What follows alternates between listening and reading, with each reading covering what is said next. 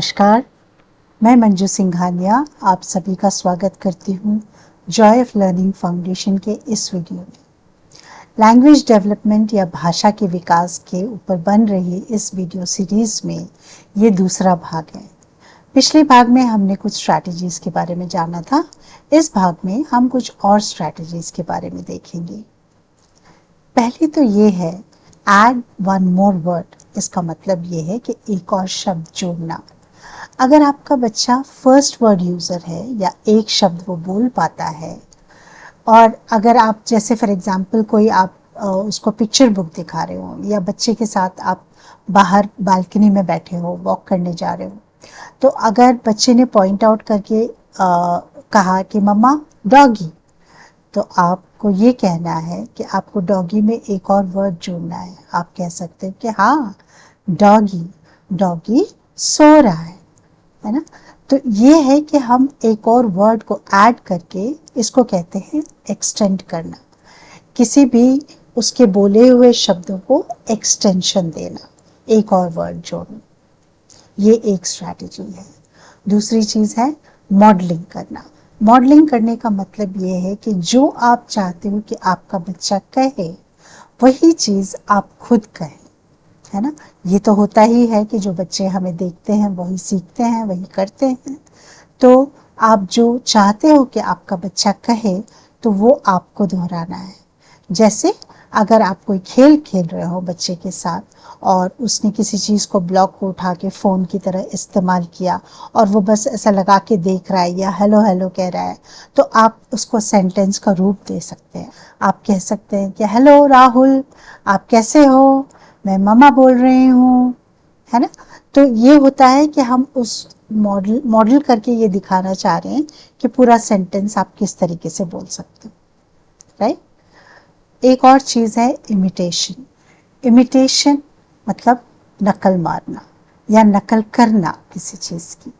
हमें बच्चे को नकल करना सिखाना चाहिए। इमिटेशन एक ऐसी चीज़ है, हम ह्यूमन बीइंग्स हर चीज़ इमिटेशन के द्वारा ही सीखते हैं। हम जिस घर में पैदा हुए हैं उसी की लैंग्वेज बोलते हैं। ये नहीं कि हम हिंदी भाषी घर में पैदा होकर हम फ्रेंच या चाइनीज़ बोलने लगे, ऐसा नहीं होता है, क्योंकि हम वही इमिटेट करते हैं जो हमारे आसपास होता है। तो बहुत सारी चीज़ें हैं जो बच्चे सिर्फ इमिटेशन करके ही सीखते हैं। इसीलिए अगर लैंग्वेज को डेवलप करना है, भाषा का विकास करना है, तो बच्चे में ये इमिटेशन वाली स्किल आनी चाहिए। ये बहुत इम्पॉर्टेंट है। इसीलिए आप बहुत छोटी छोटी चीज़ों को, पहले तो एक्शंस को और उसके बाद वर्ड्स को, ये नहीं कि ज़बरदस्ती आप बुलवाएं बच्चे से कि नहीं बोलो, ये बोलो, इस तरह से बोलो, 3-4 बार बोलो, नहीं, ये नहीं करना है। लेकिन हाँ, आप अगर उसकी इमिटेशंस, उसकी बातों को, उसके एक्शंस को इमिटेट करेंगे तो बच्चे को इमिटेशन करना समझ में आएगा कि क्या है।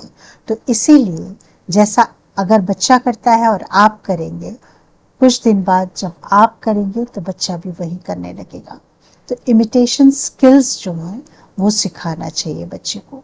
ये बहुत इम्पॉर्टेंट है भाषा के डेवलपमेंट के लिए। एक और चीज़ है कि विजुअल्स का इस्तेमाल करना। किसी भी चीज़, जो नए शब्द आप सिखा रहे हो बच्चे को या नई कोई चीज़ दिखा रहे हो, तो उसके लिए विजुअल्स दिखाना बहुत ज़रूरी है। विजुअल्स मतलब चित्र दिखाना। क्या होता है कि जब हम बात करते हैं, स्पीच जो है वो एक नॉन विजिबल चीज़ है, आप उसको देख नहीं सकते। अगर आपने अटेंशन दिया और सुन लिया तो वो स्पीच आपकी समझ में आ सकती है। लेकिन अगर आपके पास अटेंशन देने की क्षमता नहीं है तो वो स्पीच एक बार आपने बोली और वो चली गई हवा में, कहीं आपको दिखाई नहीं देगी। लेकिन पिक्चर्स या विजुअल्स का ये लाभ है कि वो आपके सामने रहते हैं, पर्टिकुलरली वो बच्चे के सामने रहते हैं। जब आप कोई शब्द का इस्तेमाल कर रहे हो तो कोशिश ये करें कि या तो वो एक्चुअल चीज़ जो रियल ऑब्जेक्ट है वो दिखाएं या फिर आप विजुअल्स का प्रयोग करें। और ये करने से बच्चे को जो आपने बोला हुआ शब्द है वो थोड़ी ज़्यादा देर तक उसके सामने रह सकता है और उसको समझ में आ सकता है, क्योंकि वो प्रोसेस करता है। सुनी हुई बात को हर बच्चा पहले ऑडिटरी सेंस के द्वारा अपने दिमाग में लेकर उसको प्रोसेस किया जाता है, लेकिन प्रोसेस करने की प्रक्रिया में कई बार वो भूल जाता है कि क्या वर्ड था। तो अगर विजुअल सामने रहेगा तो बच्चे को प्रोसेसिंग में भी मदद मिलेगी और वोकैबुलरी अपनी बिल्ड करने, शब्दकोश को बिल्ड करने में भी उसको मदद मिलेगी। एक और चीज़ है जेस्चर्स का इस्तेमाल करना। जेस्चर्स मतलब संकेतों का इस्तेमाल करना।